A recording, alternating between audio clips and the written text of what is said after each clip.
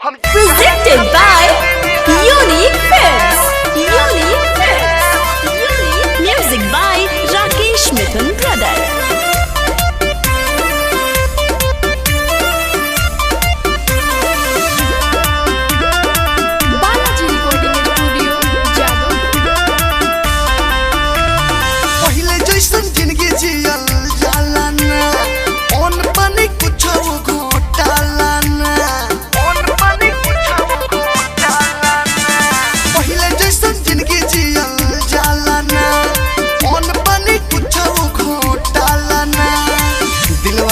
तोहरा से कहिले लोरवे से गमछा धोते हैं हम जे कहरा खातिर दिन रात रोते हैं उसको दूसरा के बाही में रोज सोते हैं हम जे कहरा खातिर दिन रात रोते हैं उसको दूसरा के बाही में रोज सोते हैं।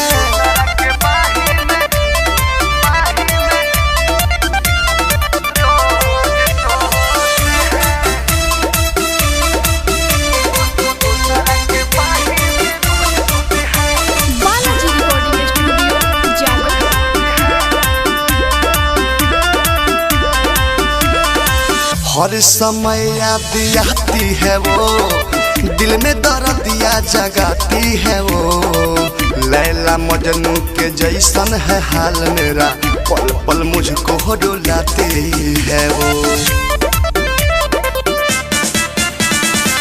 हर समय याद आती है वो दिल में दर्दिया जगाती है वो लैला मजनू के जैसन है हाल मेरा पल पल मुझको रुलाती है वो हमको दगा देके वो तो दूसरे के बिस्तर में रोज होते हैं हम जे कहरा खातिर दिन रात रोते हैं उसको दूसरा के बाही में रोज सोते हैं हम जे कहरा खातिर दिन रात रोते हैं उसको दूसरा के बाही में रोज सोते हैं।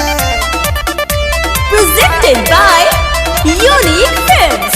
Unique Films. Unique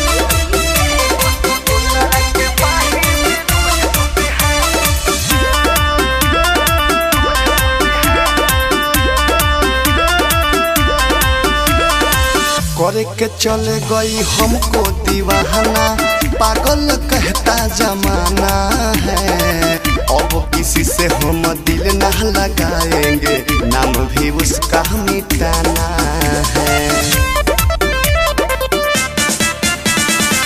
करे के चले गई हमको दीवाना पागल कहता जमाना है अब किसी से हम दिल ना लगाएंगे नाम भी उसका मिटाना है। दुर्गेश बेदौर दीदी देसी लाल यादव के छाती पको दो बोते हैं हम जे कहरा खातिर दिन रात रोते हैं उसको दूसरा के बाही में रोज सोते हैं हम जे कहरा खातिर दिन रात रोते हैं उसको दूसरा के बाही में रोज सोते हैं। Balaji recording studio Jadavpur.